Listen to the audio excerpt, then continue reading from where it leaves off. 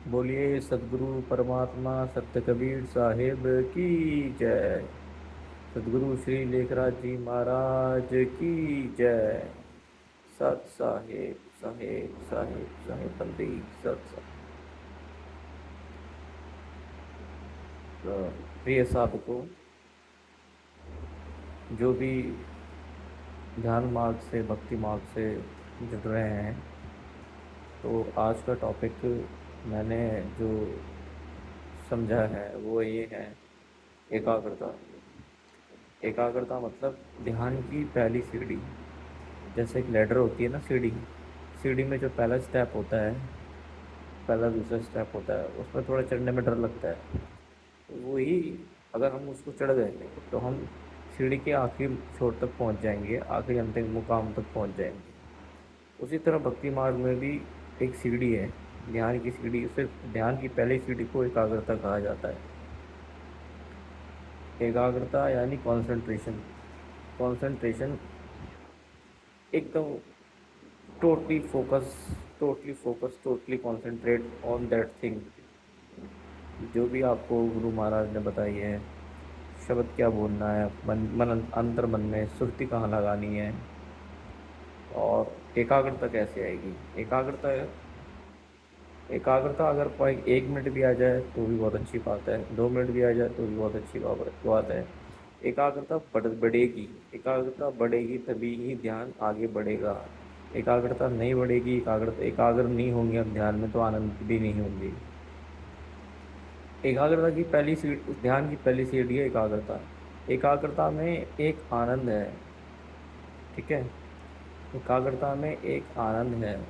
अगर हम 1 मिनट ध्यान करते हैं तो उसमें एकाग्रता का मतलब ये होता है कि उस ध्यान को करने में आपको कितना थोड़ा सा आनंद आ रहा है। जब आप आनंद महसूस करोगे तो थोड़ा सा और करने की इच्छा होगी। ये ध्यान में है, ये ध्यान में है, ये मेरा खुद का अनुभव है। और कभी कभार इंसान एकाग्र नहीं होता, उसके पीछे बहुत सारे कारण होते हैं। और ये हर हर इंसान के साथ है। ऐसा नहीं है कि मेरी कंटिन्यूसली एकाग्रता मेरी लगी रहती है, नहीं। एकाग्रता बीच बीच में रुक भी जाती है। कभी कभार मन भी अपना खेल दिखाता है वहाँ पर है, क्योंकि मन निरंजन है। मनुष्य शरीर में मन ज्योति स्वरूपी निरंजन के रूप में बैठा हुआ है, काल, हमारे अंतर्मन में। तो वो नहीं चाहता कि हम ध्यान करें, वो नहीं चाहता कि हम एकाग्र हों। पर फिर भी हमें कोशिश करनी है गुरु महाराज की कृपा से कि थोड़ी बहुत एकाग्रता आए। एक समय था मेरे की, समय क्या था अभी, तो 1.5 2 महीने पहले मैं 1.5 1.5 घंटे ध्यान में बैठता था। क्यों बैठता था? ध्यान में बैठने का मतलब ऐसा नहीं है कि आंख बंद करके सो जाओ बैठे बैठे, इससे बढ़िया तो आप लेटे लेटे सो जाओ। एकाग्रता का मतलब होता है कि ध्यान में आनंद होना। श्वासा गहरी हो रही है, श्वासा एकदम महीन होती जा रही है, और एक आनंद आपको महसूस हो रहा है। फिर धीरे धीरे अभ्यास बाय अभ्यास 3 4 महीने अगर आप करोगे तो उसकी दूसरी सीढ़ी पर पहुंचोगे। उसकी दूसरी सीढ़ी मैं कह नहीं सकता, क्योंकि वो बहुत ही निराली है, क्योंकि उस सीढ़ी पे मैं भी नहीं पहुंचा। जब पहली ही सीढ़ी इतनी निराली है, एकाग्रता में एक आनंद है, वो आनंद एक मेरे को महसूस होता है, तो सोचो दूसरी सीढ़ी कितनी निराली होगी। पहली सीढ़ी पार करने के बाद जो दूसरी सीढ़ी आती है, एकाग्रता। जब आप गहरी एकाग्रता में ध्यान ध्यान में जाएंगे, 1.5 2 2 घंटे डेली अभ्यास करेंगे ध्यान का, डेली ध्यान करेंगे। 5 6 महीने का अगर आपने कंटिन्यूसली ध्यान कर लिया, आपकी सुर्ती वहीं लग गई, साल भर भी लग सकता है, तो आपकी जो सुषुम्ना नाड़ी है, पिंगला और बीच में चलती है सुषुम्ना नाड़ी, वो खुल जाएगी। वो खुल जाएगी तो फिर इसके आपके बाद आप अंतर मन में जगत में दर्शन कर सकते हैं। आपके अंदर तमाम बाग बगीचे, गठ है, खंड ब्रह्मांड है, नौलख तारे हैं, सारी की सारी चीज़ें, अनहद नाद है। बहुत सारी चीज़ें ऐसी हैं जो कबीर, सत्य कबीर साहब परमात्मा की वाणियों में हैं।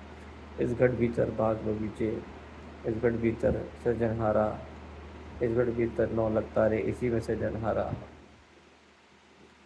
इसी मंदिर आधर मंडिया में मेरा साईं बिराजे। इस घट भीतर ही सारी चीज़ें हैं, बाहर कुछ नहीं है। और खुद को खोज लिया, अंदर खोज लिया, जो पिंड में है सो ब्रह्मांड में है। पिंड और ब्रह्मांड दोनों अलग अलग नहीं है, एक ही है। सो ही पिंड सो ही ब्रह्मांड। जो पिंड में है वो ब्रह्मांड में है।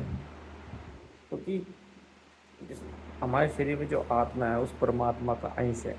अंश मतलब जैसे समुद्र में लहरें उठती हैं और वही लहरें से बाद में समुद्र में जाके समा जाती है, यही है। एकाग्रता कैसे आएगी, क्वेश्चन ये उठता है। एकाग्रता आने में, देखो एकाग्रता आने में पहली चीज़ है गुरु कृपा। गुरु मेरा महाराज कृपा जरूर करते हैं, थोड़ा सा समय लगता है वो, लेकिन पारखी गुरु, आत्मज्ञानी गुरु को अंदर से आपको खुद एक विश्वास महसूस होना चाहिए कि नहीं मेरा गुरु मेरे को पार कराएगा। तो एकाग्रता जरूर आती है, एक ध्यान बढ़ता है। और एकाग्रता में बाधक क्या चीज़ होती है, एकाग्रता में बाधक होती है हमारे गृहस्थ जीवन में तरह नाना प्रकार की चीज़ें। हम क्या सोच रहे हैं, क्या कर रहे हैं, दुनिया भर के काम हमें घर में रहते हुए करने पड़ते हैं, करने ही पड़ते हैं। सब कुछ ऐसे नहीं, छोड़ना छोड़ना अच्छा नहीं है।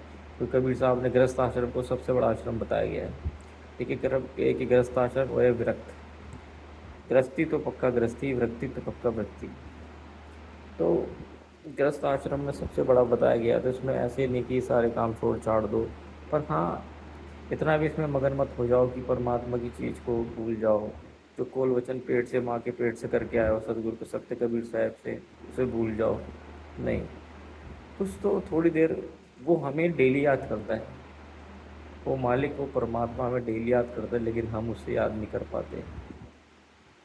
हमें उसे याद करना है, एक घड़ी भी याद कर ली ना बहुत पाप कट जाएंगे, जमफंद पड़ जाएंगे। वो बहुत दयालु है, वो हमें डेली याद करता है, लेकिन हम ही ऐसे हैं पापी जो हम उनको याद नहीं करते। क्यों नहीं याद करते, बता दिया कि दुनिया भर के काम होते हैं, धंधे होते हैं, ये होते हैं, मन उसी में, मन क्या करता है उसी में उलझा के रखता है। मन एक प्रकार की टेंशन में फंसवा देगा। हाँ, मन दुकानदारी, किराएदार वगैरह इन सब चीज़ों में लगवा देगा। मन नौकरी हो वगैरह, बिजनेस व्यापार में घाटा से पड़ रहा है कि व्यापार करना है, बिजनेस करना है, ये करना है, या नौकरी नहीं मिलेगी नहीं मिलेगी, इसमें उलझा के रखेगा। गृह कलेश है, बीवी के साथ बनना नहीं बनना, उसको उलझा के रखेगा। तो मन तरह तरह से पटकनियाँ मारता है, तब जाके एकाग्रता भंग होती है। लेकिन कोई बात नहीं, फिर भी उस एकाग्रता को फिर से शुरू करो। 5 मिनट ध्यान में बैठो, 1 मिनट बैठो, खड़े खड़े ध्यान कर लो। हो सकती, कुछ ज़रूरी नहीं है कि एक बार आपको आलती पालती मार के या फिर सिद्धासन में बैठ कर ही ध्यान करना है। वो तो तब पॉसिबल हो जाएगा जब आप थोड़ा सा उस ध्यान में एक्टिव हो जाएंगे। एकाग्रता लाने के लिए तो आप खड़े खड़े, जब आपको लग रहा है कि नहीं कि मेरी अब मैं कर रहा हूँ ध्यान, मैं खड़े खड़े भी कर सकता हूँ, मैं सोते जगते जागते भी थोड़ा सा परमात्मा को, जो गुरु महाराज ने लाइन बताई है कैसे करना है, वो आप ही, वो ये भेदबानी है, ये मैं खुल के नहीं बता सकता, क्योंकि हर गुरु का ज्ञान अलग है। देखो गुरु गुरु में भेद है, गुरु गुरु में भाव, जो ही गुरु सो बंदिए, जो शब्द बतावे ताप। ये मेरी वाणी नहीं है, ये सत्य कबीर परमात्मा की वाणी है। और मैं सभी संतन को वंदना करता हूँ, उनके चरणों में प्रार्थना करता हूँ कि मैं किसी की निंदा नहीं कर रहा हूँ, लेकिन सब गुरुओं का ज्ञान है तो कबीर साहब की रास्ता, वाणी कबीर साहब की सब गा रहे हैं, लेकिन रास्ता मुकाम क्या है वो पार की गुरु ही जानते हैं। पार की गुरु मतलब जो आत्मज्ञानी है, जिनको शब्द सूरत का अभ्यास है, जिनको आत्मज्ञान मिला हुआ है, जिनको वाकई में ही आध्यात्मिक ज्ञान हो, जो अध्यात्म के अंतिम मुकाम तक, जो लास्ट, जैसे कहते हैं कि नर्सरी केजी के बाद आखिरी पढ़ाई पीएचडी होती है, ऐसे मान के चलो, तो वही उसी के माध्यम से जो लास्ट पढ़ाई जिसने कर ली है आध्यात्मिक, जिसने परमपिता परमात्मा को अंदर ही खोज लिया है, जिसने परमपिता परमात्मा के दर्शन कर लिया, उस सत्य परमात्मा के सतलोक पे जा कर के सतत दर्शन कर लिए, ऐसे गुरु के चेले ही, ऐसे गुरु के चेले ही आशीर्वाद अगर उन पर पंजा पड़ जाए ऐसे गुरु का, तो उनके वारे न्यारे हो जाते हैं। भक्ति करोगे तो और ही वारे नारे हो जाएंगे। तो एकाग्रता में ये सब चीज़ें बाधक होती है, लेकिन जो बताई है ये फिर भी हमें ध्यान नहीं छोड़ना है। 1 मिनट 2 मिनट जैसे भी हो ध्यान करना है। और मैं वीडियो में इसलिए भी बनाता हूँ कि मेरे को खुद अच्छा लगता है अपना बताना, क्योंकि एक सत्संगी कुछ भाई बहन होंगे वो जुड़ेंगे, थोड़ा देखेंगे। अब नेक्स्ट टाइम मैं इसमें ईमेल आईडी डालने वाला हूँ, जो भी कुछ प्रश्न वगैरह होंगे, हो सकता है कुछ ज्ञान मैं आपसे ले लूँ, कुछ आप मेरे से ले लो। ऐसे ही जो कहते नहीं, ज्ञानी से ज्ञान लड़े तो ज्ञान सवाया होए, और मूर्ख से मूर्ख लड़े तो तुरंत लड़ाई होए। तो कहने का मतलब ये है कि एक इसमें ईमेल आईडी में डालने वाला हूँ, उसमें आप जो भी आप प्रश्न करेंगे मैं उसके उत्तर दूंगा। पर सत्संग मार्ग से प्रश्न होने चाहिए, कोई फालतू राजनीतिक मार्ग से नहीं होने चाहिए, क्योंकि उसमें वो हमारा विषय नहीं है। वो विषय फिर अलग ही विषय होता है, उसमें नहीं जाना। हमें सत्संग मार्ग में ही चलना है, गुरु महाराज की परमात्मा के बताई लाइन पे चलना है, जो कि अखंड है, जो कि सत्य है, नित्य है, जो कि भव सागर से पार कराएगी। ये लोग बहुत खतरनाक है, मृत्यु लोग हैं। अभी हम बात कर रहे हैं, अगले क्षण में क्या हो जाए कोई भरोसा नहीं है। इसलिए उस परमात्मा की निगाह में हमें रहना है। थोड़ा बहुत ध्यान सबको करना है, 1 मिनट करो, 2 मिनट करो, उस परमात्मा को करना है। कम से कम ये तो रहेगा कि अरे इस बंदे ने 1 मिनट तो याद किया मेरे को। कोई है तो याद ही नहीं करते। और ध्यान का मतलब बिल्कुल ये नहीं है कि 3-3 4-4 घंटे बैठ बैठ जाओ और सो जाओ, नहीं। मेरे साथ मैं ध्यान में बैठता हूँ तो मैं कोशिश पूरी करता हूँ, अगर मैं 1-1.5 घंटे बैठूँ तो उसमें ध्यान करो, सुरती लगाऊँ, कोशिश करूँ बार बार। नहीं लग रही तो कोई बात नहीं, मैं ध्यान नहीं करता, मैं खड़े हो जाता हूँ या मैं बैठ के ध्यान कर लेता हूँ। ज़रूरी नहीं है कि सिद्धासन में ध्यान करूँ, तो सिद्धासन में ध्यान तब पॉसिबल होता है जब एकाग्रता आपकी बढ़ जाती है। तो यही आज का वीडियो था एकाग्रता के बारे में। बहुत ज़रूरी है, जिस दिन एकाग्रता आ गई उस दिन आनंद आएगा। और एकाग्रता बढ़ती चली गई, ख़त्म नहीं हुई 6 महीने 7 महीने, तो फिर भक्ति की दूसरी स्टेज आ जाएगी, जो कि है सुषुम्ना खुलना। और जब सुषुम्ना खुल जाएगी तो उसका अनुभव आप खुद ही जानोगे, मैं शब्दों में बयान नहीं कर सकता। और सुषुम्ना खुलने के बाद जो आप देखोगे वो भी सब ग्रंथों में लिखा हुआ है, वो आप खुद प्रैक्टिकल अनुभव करोगे, वो ज़्यादा बेटर है। वो नहीं है, वो वाणी का विषय भी नहीं है, अब किसको कैसे बताओगे। वो ये वाला ज्ञान है कि गूंगे को गुड़ खिला दो तो उसका स्वाद वो कैसे बताएगा। तो फिर आगे और मुकाम है कि गुरु फिर आगे कैसे पार ले जाते हैं, वो सब आगे का खेल है। अभी फ़िलहाल हमें एकाग्रता में फोकस करना है, हमें इतना लंबा, इतना दूर का नहीं सोचना। क्योंकि गुरु महाराज जी कहते हैं कि मुझ पर विश्वास रख, अगर मुझ पर विश्वास रखेगा तो भक्ति ऑटोमेटिकली हो जाएगी भाई। इसका मैं प्रमाण आपको अगली वीडियो में दूंगा। सत साहिब वाहे गुरु वाहे, सत साहिब सत साहिब। तो भाई बंधु, यही आज का ज्ञान था।